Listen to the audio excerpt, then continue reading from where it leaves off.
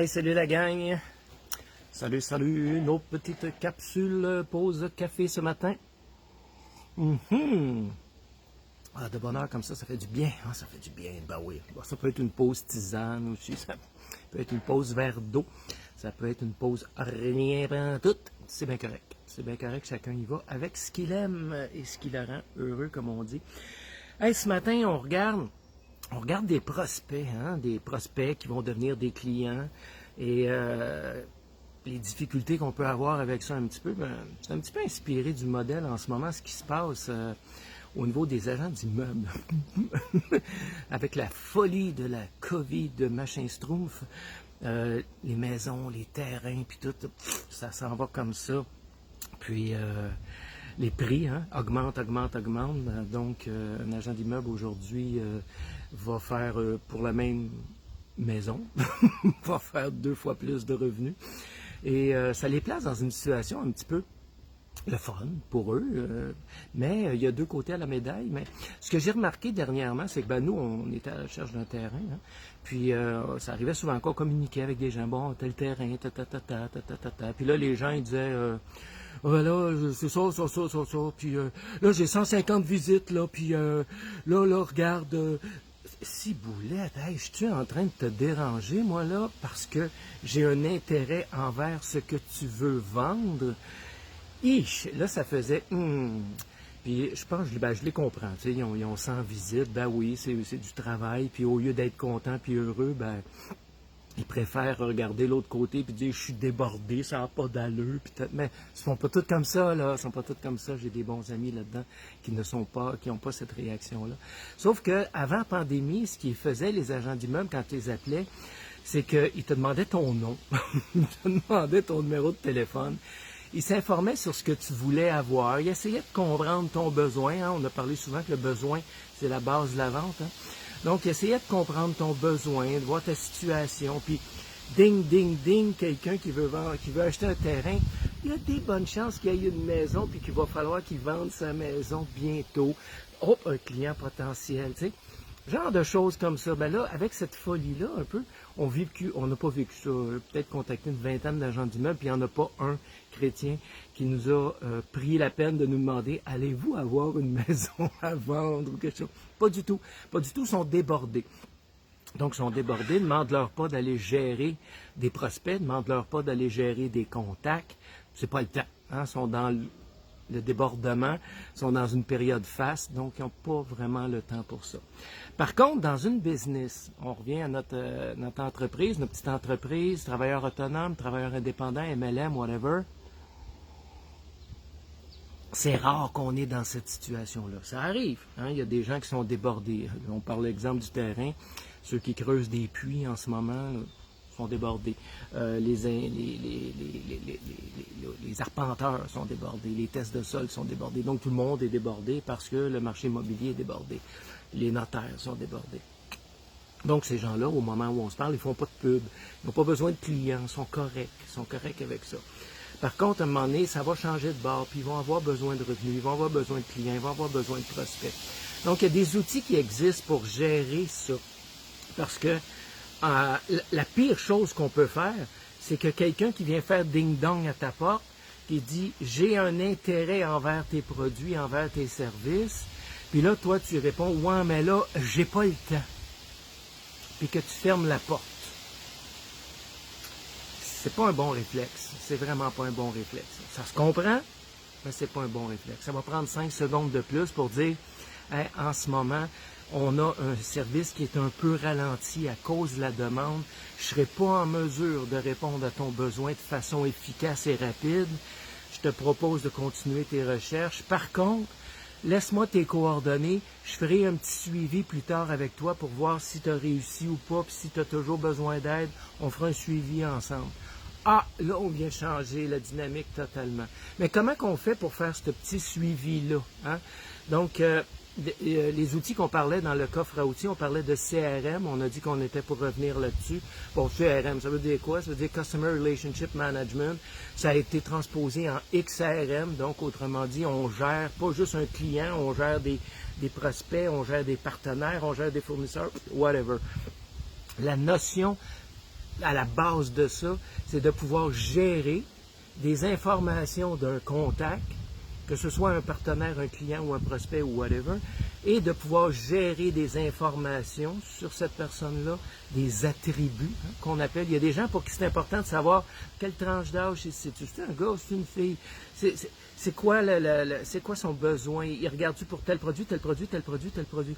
Il y a des gens pour qui, peu importe les attributs, ben, ils vont être plus ou moins importants. Donc, ça va être important de gérer ça pour ces personnes-là. On va vouloir gérer qu'est-ce qu'on a dit, qu'est-ce qui s'est passé comme conversation.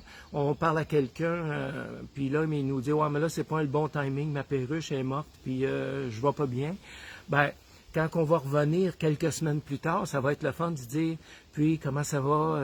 Ta perruche, c'était pas facile, là. » On comprend. De pouvoir faire des conversations comme ça et de pas oublier que sa perruche était morte, puis pas y ramener au bout d'un mois, puis dire Hey toi, c'est pas toi qui avais une perruche, là?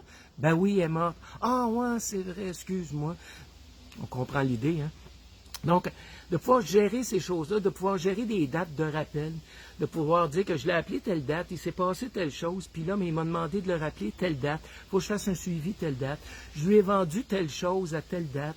Bien, c'est sûr que dans 6 mois, il va avoir besoin d'autres choses, un filtre, un replenishment, d'en avoir un peu plus. Il va falloir que sa dose va être terminée, ça va y en prendre une autre. Tu sais, on prend du café, je pense que c'est Organo qui fait du café, quelque chose comme ça. Tu sais, bon, on sait qu'il boit un café par jour, puis il a acheté un paquet, donc on sait que dans 30 jours, il va manquer de café, puis ça serait le fun qu'on l'appelle avant. Puis dit, hey, t'es-tu dû pour une commande? Ben oui, justement, tabarouette, hey, c'est le fun que t'aies appelé, tac, tac, tac, on passe la commande. C'est des choses comme ça. Un CRM, ça sert à ça. Puis un CRM, aujourd'hui, ça peut être fait de quelle façon? Une autre bonne question. Tu sais, dans plusieurs années d'expérience, j'en ai vu passer des CRM. Tu sais, on a vu le changement de la transition de l'année 2000, on l'a vécu solide. Les nouveaux logiciels, puis toute la kit, puis le bug de l'an 2000, là, tu sais. Des logiciels comme Goldmine, Maximizer, Act, peu importe, Microsoft, SAP, Salesforce, peu importe. Il y en a eu plein. Puis il y en a eu, la majorité, c'est pour la moyenne entreprise, puis la grosse entreprise. Mais maintenant, il y a sur Internet, il y a des logiciels qui sont pour la petite entreprise. Il y en a qui sont gratuits, il y en a qui vont coûter un petit quelque chose. Mais le meilleur des CRM, avant même de commencer à regarder pour des logiciels, ça s'appelle, et oui, papier, crayon. Ça, c'est le meilleur. On prend des notes, on a un cartable, on a un livre, on les écrit, L'autre step après, qui coûte absolument rien, c'est un chiffrier Excel. Chiffrier Excel, on met des noms, on met des colonnes qu'on veut suivre, on met une colonne date qu'on va pouvoir trier par date notre prochaine action. La dernière action qu'on a fait, c'était quelle date? La prochaine action, c'est telle date. On a un champ commentaire, j'ai dit ça, il s'est passé ça pour suivre la conversation. Bon, c'est pas aussi convivial, je suis d'accord, mais avant de commencer à émettre des petits dollars ou même de monter puis structurer un petit CRM, c'est intéressant de voir qu'est-ce qu'on a besoin de gérer. Quand on ne connaît pas ça, c'est plus ardu. Quand on connaît ça, ben nous, on a la chance de connaître ça, évidemment. Donc, c'est pas mal plus facile. Des fois, juste de parler 10-15 minutes avec nous, puis on va pouvoir dire bang, bang, bang, bang, bang, qu'est-ce que tu en penses? Ça a-tu de l'allure? Ça semble-tu répondre à ton besoin de gestion? Oui, parfait. Go, go, go, voici comme ça. Tu te ramasses avec un beau CRM, tu te ramasses avec un système que tu vas pouvoir faire tes suivis de prospects, tes suivis de clients. Une fois que tu sont devenus clients, ben, tu as peut-être de la récurrence à gérer. Hein. La dernière chose qu'on veut en business, là, c'est de fermer la porte à un prospect, de fermer la porte à un client, de ne pas faire les bons suivis. Et ça coûte de l'argent. Ce qui coûte très, très cher, c'est d'aller chercher un nouveau client. Tu sais, tout en mise en marché, en réseautage, en publicité. Le coût d'acquisition d'un client, c'est ce qui coûte le plus cher. À partir du moment où on a un client et on veut le garder, non seulement on veut le garder heureux. Et on veut être capable de pouvoir entretenir une relation d'affaires avec cette personne-là pour pouvoir justement générer des revenus récurrents. Quand on est capable de le faire, si notre business n'a pas la notion de récurrence, ben il faut faut être créatif, puis on peut vous aider là-dedans aussi, c'est essayer de trouver quelque chose qui va être relié à votre activité et qui va générer une récurrence. Parce que, encore une fois, sinon on est en mode d'aller chercher des nouveaux clients tout le temps, tout le temps. On a un client, on le sert, on fait ce qu'on a à faire, il est parti. Ouf, un autre client, et ça finit plus, là. Donc, la notion de récurrence va venir enlever la pression à notre développement d'affaires, d'être obligé d'avoir toujours des nouveaux clients. On va essayer de trouver une façon d'aller chercher cette récurrence-là. Et pour gérer tout ça, j'ai parlé à Gélin, telle date, il m'a dit telle affaire. Gélin, c'est tel type de consommateur. Dans la liste de produits, il prend ça, ça, ça, ça, ça. Dans mes services, il a pris ça, ça. Ça, c'était pas bon pour lui. On documente. Quand on va parler à Gélin le mois prochain, on va pouvoir il ne parlera pas de choses qui sont pas bonnes pour lui. Si on a noté qu'il aimait la pizza 3 viandes extra fromage, on n'ira pas et dire « Hey, j'ai une belle petite pizza brocoli champignons pour toi. » Ça ne marchera pas. Non seulement on va y faire ça comme ça, le lien de confiance va être pas brisé, mais amoché un peu, parce qu'on va dire, coudon, il me connaît-tu? Moi, je pensais qu'on avait une belle relation d'affaires, mais il m'amène des affaires qui n'ont pas rapport à moi, mais pas en tout. Est-ce que on a vraiment une relation d'affaires comme je pensais qu'on avait, ou bien si je suis un numéro comme les autres? Bang, je viens d'affecter mon lien de confiance quand je fais ça. Important, les amis, très, très, très important. Si vous n'avez pas de CRM aujourd'hui, si vous n'avez pas un petit fichier Excel, un papier crayon, si vous n'avez pas pris cette notion-là de gestion de prospects, de gestion de clients, puis on va rajouter la gestion de partenaires dans ça. C'est aussi important, la gestion de partenaires. Partenaires, c'est des fournisseurs, c'est des gens avec qui on fait affaire, où on échange, on fait du réseautage, whatever. C'est aussi important d'avoir la notion de partenaire dans ça pour pouvoir arriver justement à dire on gère ce qui va se passer parce qu'on sait ce qui s'est passé. Puis on a des dates de relance et de rappel. On ne veut pas être comme les agents d'immeubles en ce moment. Je ne dis rien de mal, c'est pas mal. Ils sont débordés, c'est comme ça.